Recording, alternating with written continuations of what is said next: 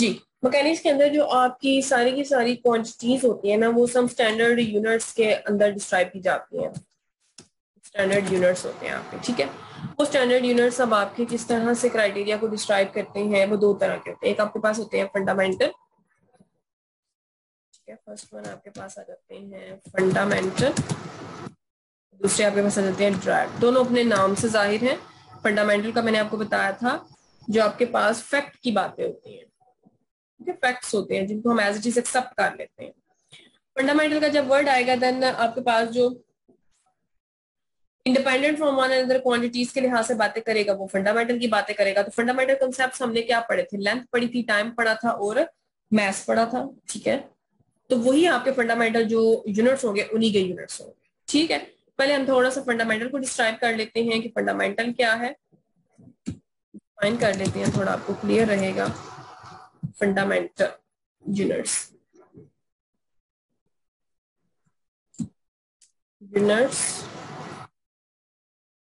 chosen from the quantities independent of one another, जो एक दूसरे पे डिपेंड नहीं करती।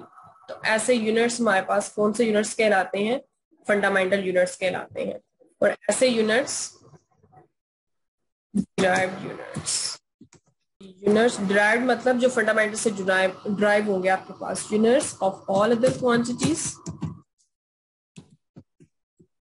or expressed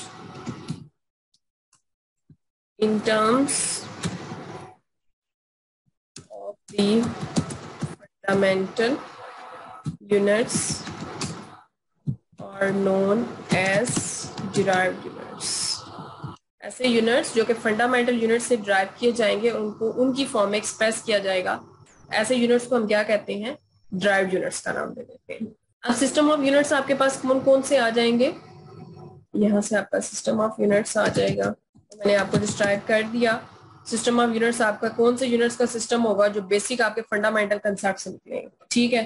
तो सबसे पहले आपके फंडामेंटल कंसेप्ट क्या होते हैं, हम रिवाइज कर लेते हैं कि हमारे पास फंडामेंटल कंसेप्ट क्या थे मेजरमेंट्स के लिहाज से, ठीक है। मेजरमेंट्स के लिहाज से फंडामेंटल कंसेप्ट हमने क्या किए थे? एक हमने किया था लेंथ, एक फंडामेंटल कंसेप्ट है, ठीक है। स्पेस के अंदर एक पॉइंट से दूसरे पॉइंट तक का डिस्टेंस लेंथ ही होता है आपके पास। फिर उसमें टाइम कितना गुजरा, एक फंडामेंटल कंसेप्ट है। फिर मैथ कितना था, ठीक है। अगर वो उन दो पॉइंट्स को हम ऑब्जेक्ट्स का नाम दे देते हैं, ठीक है, वो ऑब्जेक्ट्स पॉइंट्स के तौर पे ट्रीट किए जा रहे थे, देन उनका कोई मैथ भी तो होगा ना। ये कंसेप्ट क्या हो गए? फंडामेंटल कंसेप्ट हो गए। फिर वहीं से फंडामेंटल यूनिट्स क्या निकले? फंडामेंटल यूनिट्स, ठीक है। तो यूनिट्स और यूनिट ऑफ लेंथ आ जाएगा आपके पास। फर्स्ट में आपके पास आ जाएगा यूनिट ऑफ लेंथ, ठीक है। सेकंड पे आपके पास आ जाएगा unit of time, and third पे आपके पास आ जाएगा यूनिट ऑफ मैथ्स। ये तीन आपके फंडामेंटल यूनिट्स, यानी कि जो आपके फंडामेंटल कंसेप्ट्स आते हैं उन्हीं से रिलेटेड आपके क्या आ जाएंगे? फंडामेंटल यूनिट्स आ जाएंगे। देन आपके उन फंडामेंटल यूनिट्स को यूज करते हुए जो आपके यूनिट्स आएंगे उनको आप ड्राइव्ड यूनिट्स कहेंगे। नाउ अब ऐसा आपका सिस्टम जो कि फंडामेंटल यूनिट्स पर मुश्तमिल होता है, ऐसे सिस्टम को आप कहते हैं एब्सोल्यूट सिस्टम, ठीक है। ये आपका सिस्टम क्या कहलाता है? एब्सोल्यूट सिस्टम, क्योंकि ये इंडिपेंडेंट है। अगेन वही बात है, एब्सोल्यूट का वर्ड अब आपका जहां भी यूज होगा ना, वो आपके उसी कंसेप्ट को यूज करेगा कि वो डिपेंड नहीं करेगा, ठीक है। रिलेटिव का वर्ड आपका यहाँ भी यूज होगा, वो आपके रिलेशन को डिस्क्राइब करेगा, किसी न किसी के चीज के साथ रिलेशन होगा। लेकिन जहां पे रिलेशन नहीं होगा, एज इट इज चीज जो है ना एक्सेप्ट किया जाएगा, कोई भी कंसेप्ट है उसका एक्सेप्ट किया जाएगा, देन वो एब्सोल्यूट सिस्टम या एब्सोल्यूट कंसेप्ट आपका यूज होता है। नो, अब आप देखिए, अगर आप लेंथ का यूनिट निकालते हैं तो लेंथ आपकी हर जगह पे किसी भी चीज पे किसी भी कोऑर्डिनेट सिस्टम के लिहाज से चेंज नहीं होती। टाइम आपका किसी भी कोऑर्डिनेट सिस्टम के लिहाज से चेंज नहीं होता। मैथ्स आपका किसी भी कोऑर्डिनेट सिस्टम के लिहाज से चेंज नहीं होता। कभी ऐसा हुआ है कि आपने कहीं भी शॉप पे आप गए हैं और आपने वहां जी 10 kg शुगर वहां से ली है और घर आए तो आपकी 5 kg रह गई? सिस्टम चेंज हुआ ना, एक रेफरेंस सिस्टम वहां था, एक यहाँ पे आया। तो ऐसा अगर उसने बेईमानी नहीं की तो फिर तो ऐसा कभी भी नहीं हो सकता। अगर उसने बेईमानी किया था तो वो चेंज हो सकती है, या हो सकता है आपके रास्ते में गिरती है। लेकिन ऐसे जो है ना शुभात वाली बातें नहीं करनी, एग्जैक्ट बात करनी है, ठीक है। वो वहां से मेजरमेंट करके लाया, घर आके उसने फिर से मेजरमेंट की, देन अंडर द लीगल बातें करनी है, ठीक है। उन लीगल बातों के अंडर जो है ना वो मैथ्स चेंज नहीं होगा आपका, हर सिस्टम के अंदर चेंज। तो एक एब्सोल्यूट कंसेप्ट है आपका मैथ्स। टाइमिंग के लिहाज से बात की जाए, टाइम आपका फिक्स है, ठीक है। इस वक्त अगर आपका 1 बजा, 1:15 बजा है, देन पाकिस्तान के अंदर बाकी जगहों पे भी यही टाइम है। ठीक है। लेंथ अगर देखी जाए, अगर आपने एक रॉड जो है कोई भी आपने 10 इंचज की ले ली, ठीक है, या 1 फुट ले ली, 2 फुट ले ली, देन आप वो जहां भी लेके जाएंगे वो लेंथ उतनी ही रहेगी, वक्त के लिहाज से वो लेंथ नहीं बदलेगी। ठीक है। क्यों नहीं बदलेगी? बिकॉज हम इनिशियल फ्रेम ऑफ रेफरेंस के अंदर बात कर रहे हैं। हम इनिशियल फ्रेम ऑफ रेफरेंस के अंदर जब बात करते हैं तो हमारा फ्रेम ऑफ रेफरेंस जो है न्यूटन के लॉज ऑफ मोशन को सेटिस्फाई करता है। That's why these are absolute system है आपके पास। अब ये जो यूनिट्स आते हैं, ये यूनिट्स आपके किस तरह से आते हैं? 3 तरह के आते हैं। वो यूनिट्स 3 तरह से हमारे कैसे आते हैं? एक सीजीएस सिस्टम आता है, ठीक है, नेक्स्ट हमारे पास आ जाता है एमकेएस सिस्टम, नेक्स्ट हमारे पास आ जाता है एफपीएस सिस्टम। ये 3 सिस्टम हमारे पास आते हैं, CGS system, MKS system and FPS system. ये किसकी एब्रिविएशन है? हम इनको डिटेल भी लिख लेते हैं। सीजीएस मीन्स लेंथ है, लेंथ सेंटीमीटर्स में भी मेजर की जाए, सेंटीमीटर। जी स्टैंड्स फॉर ग्राम, ठीक है, मैं ऐसा पहले उसने लिया, ठीक है, ग्राम। फिर टाइमिंग सेकंड में भी की जाती है, ठीक है। तो ये तीनों आपकी होगी, सेंटीमीटर, ग्राम, सेकंड। ये आपका फर्स्ट यूनिट जो है ना फंडामेंटल। एमकेएस में आ जाएगा। अब आपकी लेंथ मीटर में भी की जाती है भैया, मीटर हो गया आपके पास। फिर आपका जो मैथ है वो किलोग्राम में भी होता है। पहले हमने ग्राम में कर लिया, फिर हम किलोग्राम में करेंगे, एंड देन ऐसा आ गया, फिर पर सेकंड ही किया जाएगा। सेकंड यूनिट्स में इसको ज्यादातर टाइमिंग ज्यादातर सेकंड यूनिट्स में होती है। इसके अलावा ये बहुत कम मिनट्स में, ईयर्स में ये बहुत कम की जाती है, ज्यादातर इसको पर सेकंड ही देखा जाता है। लेकिन पर ग्राम भी चीजें बिकती हैं, पर किलोग्राम भी, पर मीटर भी बातें की जाती है, पर सेंटीमीटर भी की जाती है। जो फंडामेंटल आपकी जो आम ऑब्जर्वेशन में देखते हैं ये इन्हीं से ड्राइव हुए आपके। फिर फुट में भी बात की जाएगी आपकी, ठीक है, इतने फुट हो गए और ये क्राइटेरिया।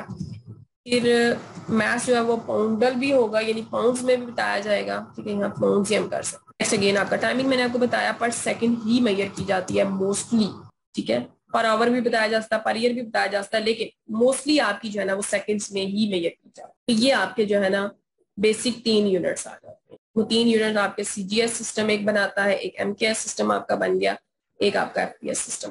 अब आपको इनका पता होना चाहिए और इसके अंदर कौन सी चीज किस चीज को शो कर रही है। और अगर आपका सीजीएस सिस्टम के अंदर पूछा जाता है तो आपने किसी भी जो ऑब्जेक्ट होगा या कोई भी क्राइटेरिया अगर आपको डिस्क्राइब किया जा रहा है, देन उसको आपने क्या करना है, सेंटीमीटर, ग्राम और सेकंड में बताना, ठीक है। बिल्कुल उसी तरह से अगर आपको एमकेएस सिस्टम के अंदर पूछा गया है तो आपने क्या करना है, उसको मीटर, किलोग्राम, सेकंड के अंदर बताना है। अगर आपको एफपीएस सिस्टम के अंदर पूछा गया है तो आपने फुट, पाउंड्स और सेकंड के अंदर बताना है। अब इसी के अंदर जो आपके ड्राइव्ड यूनिट, ये आपके बेसिक हो गए। अब जो आपके ड्राइव्ड यूनिट्स होंगे वो क्या होंगे? ड्राइव्ड यूनिट्स हमने किया था कि इन्हीं से जो हमारे पास जो है ना डिड्यूस करेंगे हम। और ड्राइव्ड यूनिट्स हमारे पास डिफरेंट हो सकते हैं। लाइक हम यहाँ पे बात करते हैं अगर स्पीड की, और स्पीड अगर देखी जाए, स्पीड आपको पता है क्या होती है, लेंथ डिवाइडेड बाय टाइम, ठीक है। स्पीड आपने देखनी होती है कितना फासला, डिस्टेंस ओवर टाइम भी इसको कहा जाता है, ठीक है, लेंथ ओवर टाइम भी इसको कहा जाता है। जब लेंथ ओवर टाइम आएगी इसका मतलब है, अगर इसको मैं सीजीएस सिस्टम के अंदर लिखती हूँ, ठीक है, तो सीजीएस सिस्टम के अंदर अब ये क्या आएगी, लेंथ आप किस तरह से निकालते हैं, सेंटीमीटर डिवाइड कर रहे हैं ना पर सेकंड, टाइमिंग वही है सेकंड के लिहाज से। फिर आप एमकेएस सिस्टम के अंदर चले जाते हैं, एमकेएस के अंदर मीटर पर सेकंड चली जाएगी, ठीक है। बिल्कुल उसी तरह फुट पर सेकंड के अंदर आप चले जाते हैं तो हम कह लेंगे फुट पर सेकंड आ जाएंगे, फीट पर सेकंड आप कह लेंगे। तो तीनों सिस्टम के अंदर अब आपने स्पीड को मेजर कर लिया। स्पीड को अगर आपने मेजर करना है तो तीनों सिस्टम के अंदर आपका मेजर हो गया। ये कौन सा यूनिट हुए? आपके ड्राइव्ड यूनिट्स हुए। बेसिक आपके वही है जो आपने लिखी है, ठीक। जीएस एंड जीएस सिस्टम है आपका, पूरा एमकेएस सिस्टम है। नेक्स्ट एक और ड्राइव यूनिट हम कहेंगे, बेसिक यहाँ पे वही ड्राइव यूनिट्स मैं आपको करवा रही हूँ जो हमने यूज करने हैं through out the syllabus.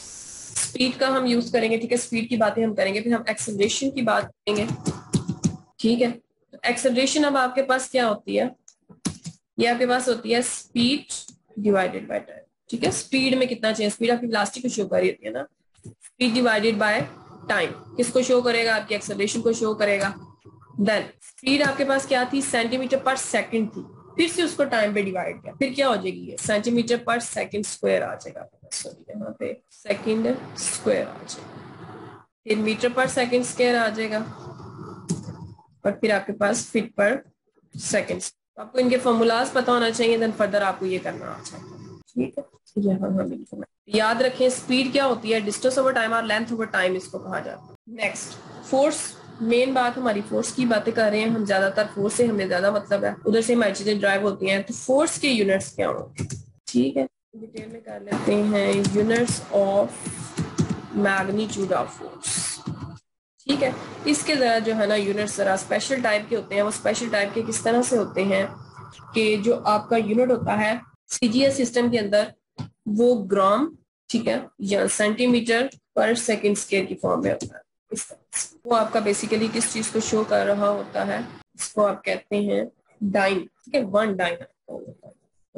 Next आपके पास क्या आ जाएगा, मीटर किलोमीटर पर सेकंड के अंदर बात करेंगे तो किलोग्राम या और मीटर पर सेकंड स्क्वायर की। इसी तरह से अगर हम फुट पर सेकंड के अंदर करते हैं 20 में होगा वो, और फीट पर सेकंड। इनके भी स्पेशल नेम्स हैं।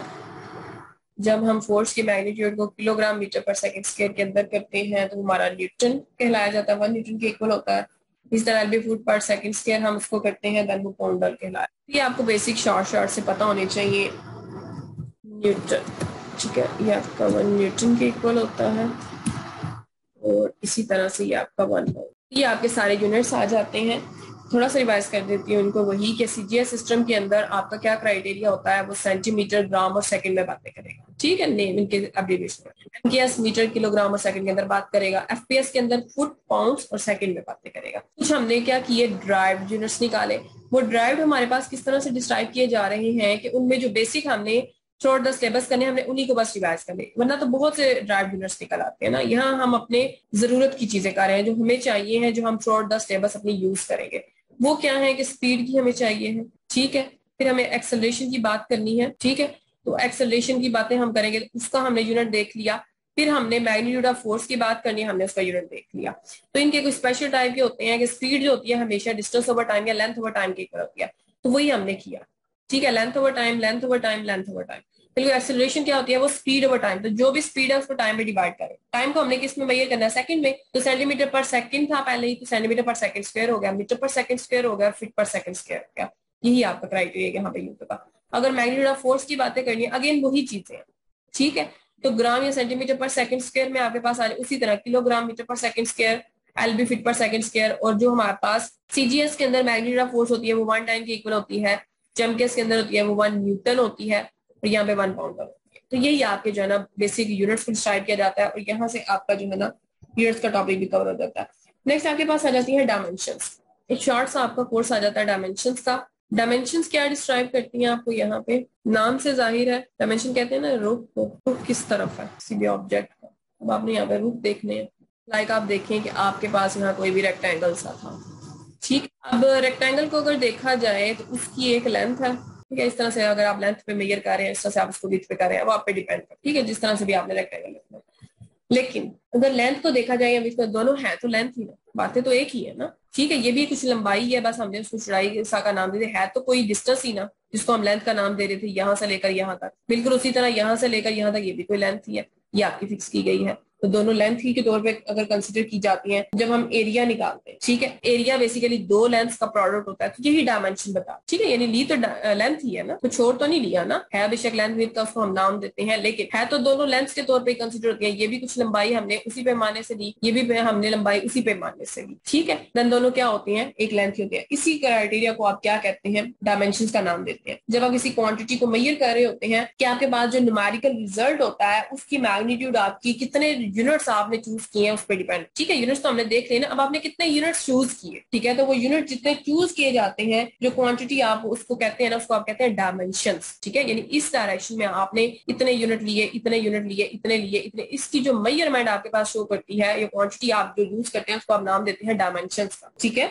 यहाँ से अगर हम एरिया की बात करते हैं, एरिया का मैंने आपको क्लियर कर दिया, 2D ऑब्जेक्ट्स का एरिया होता है, वो दोनों लेंथ ही है, तो यहाँ पे लेंथ का स्क्वायर, ठीक, एल का स्क्वायर आपके पास आ जाएगा। मैं यहाँ पे थोड़ा मेंशन कर देती हूँ। लेंथ के लिए आप कौन सा अल्फाबेट यूज करेंगे, कैपिटल है, ठीक है। टाइम के लिए आप यूज करेंगे कैपिटल टी यूज करेंगे, ठीक है। और इसी तरह से मैथ्स के लिए आप क्या यूज करेंगे, कैपिटल m यूज करें। एरिया अगर हमने निकाला दो लेंथ का ही प्रोडक्ट निकाला तो वो क्या आ जाएगा, लेंथ स्क्वायर, यानी इसको डायमेंशन को रिप्रेजेंट करना है तो आप इन बॉक्स ब्रैकेट्स के साथ उसको यूज करेंगे। फिर नेक्स्ट हमारे पास क्या आ जाता है, स्पीड। स्पीड हमने क्या की थी, लेंथ ओवर टाइम, ठीक है, तो एल टी इनवर्स आ जाएगा बॉक्स ब्रैकेट के अंदर, ठीक। ये आपने क्या की थी, लेंथ ओवर टाइम, टाइम से डिवाइड किया तो टी की पावर -1 इनवर्स में आ जाएगा। अब अगर एक्सेलरेशन की मैग्नीट्यूड हम करना चाहते हैं, एक्सेलरेशन वेक्टर होती है ना, हम मैग्नीट्यूड डायमेंशन, मैग्नीट्यूड की न्यूमेरिकल वैल्यू आपने बतानी है। अगर आप एक्सेलरेशन मैग्नीट्यूड कर रहे हैं, ठीक है, तो एक्सेलरेशन क्या थी, स्पीड ओवर टाइम थी, तो स्पीड क्या है, ऑलरेडी एल टी इनवर्स है, तो टी की पावर -2 हो जाएगा, बिल्कुल उसी तरह। अब यहाँ मेंशन कर स्पीड ओवर टाइम, ये आपकी क्या आ जाती है, एक्सेलरेशन मैग्नीट्यूड। फिर नेक्स्ट हमने क्या निकाला था, फोर्स मैग्नीट्यूड हमने निकाली। अब फोर्स जो होती है उसकी मैग्नीट्यूड की भी बातें की जाती हैं, ठीक है। अब उसकी डिस्टेंस यानी लेंथ की भी कितनी हमने किस तरह से लगाई जा रही है, तो टाइम के लिहाज से भी फोर्स देखा जाता है, टाइम टाइम फोर्स भी डिपेंड करती है, mlt माइनस, ठीक है। मैस, लेंथ और टाइम जो होता है ये एब्सोल्यूट कांसेप्ट है, लेकिन फोर्स नहीं है एब्सोल्यूट। फोर्स एक आपके पास रिलेटिव कांसेप्ट, ये डिपेंड करती है। इसको रिलेटिव कांसेप्ट से आप इस तरह रिलेट कर सकते हैं, इसकी बड़ी अच्छी एग्जांपल मिलती है। एक जिस तरह से देखें ना, अगर आपने एक पानी का ग्लास है, ठीक है, पानी से भरा हुआ है, आप उसको इजीली कैरी कर सकते हैं, आप उसको पकड़ के खड़े हो, ठीक है, 5 मिनट आप खड़े रहे उसी पोजीशन के अंदर, आपने जो है पानी के ग्लास को पकड़े रखा, ठीक है, आपको तब भी इतनी डिस्टर्बेंस नहीं होगी, ठीक है। जो जो टाइम गुजरता जाएगा आपको भारी लगना शुरू हो जाएगा, आप थक जाएंगे। था तो वही एक ग्लास पानी का, ठीक है, इतना भरा भी नहीं हुआ, एक आम है, आप एक जो है ना उठा सकते हैं, लेकिन जो जो वक्त गुजरा, वो जो आपको उसको पकड़ने के लिए ताकत लगानी, फोर्स लगानी पड़ रही है, ज्यादा लगानी पड़ रही है, आपको अपने आप को मजीद फोर्स लगा के उसको ग्लास को पकड़े रखने की आप कोशिश कर रहे हैं, ठीक है, आप उस ग्लास को गिरने नहीं देना चाहते, तो आपकी फोर्स किस पे डिपेंड की, टाइम पे डिपेंड की। मैथ्स पे भी की, चाहे मैथ्स थोड़ा था, ठीक है, अगर उस पानी को उसने और भर दिया, टाइम टाइम वो भरता भी जा रहा, और भरता जा रहा, और भरता जा, पहले उसने बिल्कुल खाली दिया, देन वो बेसिकली इसके मैथ्स पे भी डिपेंड करेगा, टाइम पे भी करेगा, ठीक है। तो यही क्राइटेरिया, आपकी फोर्स जो होती है ना, एक रिलेटिव कांसेप्ट होता है, उन पे डिपेंड करता है। So length, time and maths तो आपके एब्सोल्यूट कांसेप्ट्स होते हैं, लेकिन जो आपकी फोर्स होती है वो एक रिलेटिव कांसेप्ट होती है। Basically it is the end of the first chapter, foundations of mechanics. All over हमने कवर करने की कोशिश की है। अब आप इसको थ्रू आउट क्योंकि गोरी की बुक से इसको स्टडी कर सकते हैं। अब आप एक अच्छे से इससे नोट्स भी तैयार कर सकते हैं और आप इनके सारे टॉपिक्स को समझ भी सकते हैं और उनकी एक की भी तैयार कर सकते हैं। इसके अलावा आप कोशिश कीजिएगा कि क्योंकि गोरी के अंदर जो भी इनके क्वेश्चन दिए गए और एग्जाम्पल्स दी गई हैं, आप उनको थ्रू आउट एक बार जरूर स्टडी कर, ठीक है। 6 जो है ना इसके अंदर दी गए हैं क्वेश्चन, एक्सरसाइज क्वेश्चन दिए गए हैं और इस तरह 3 to 4 एग्जाम्पल्स होंगी आपके पास, उनको रीड आउट कीजिएगा और उनको देखने की कोशिश कीजिएगा। मजीद इसके अंदर कोई भी चीज ऐसी नहीं रहेगी जिसको हमने रिवाइज ना किया, और यही हमारी सारी बेस जो है पूरे के पूरे कोर्स की बेस है, ठीक है। अगर कोई मैकेनिक्स को समझना चाहता है उसके अंदर यही फाउंडेशन, यही बुनियादें आप यूज किया करेंगे और थ्रू आउट आप मैकेनिक्स के सिलेबस के अंदर चलेगा। जब आप बीएससी की मैकेनिक्स कर बैठेंगे देन वो आपकी टोटल ऑन बेस बनेगी ओवरऑल जाके आपकी एमएससी लेवल की मैकेनिक्स के, ठीक है। और ये चूंकि आपको मैंने बताया कि न्यूटन लॉज ऑफ मोशन के ऊपर डिपेंड करती है, जो बिल्कुल पहले जमाने के जो लॉज थे उनके रिस्पेक्ट से, और इसीलिए इसको क्लासिकल मैकेनिक्स भी कहा जाता है। तो ये हमारा क्लासिकल मैकेनिक्स का पोर्शन, ठीक है। तो क्लासिकल मैकेनिक्स के अंदर हमारी foundations of mechanics chapter number 1 आज डन होता है। इंशाल्लाह हम नेक्स्ट चैप्टर नंबर 2 स्टार्ट करेंगे। Thank you very much.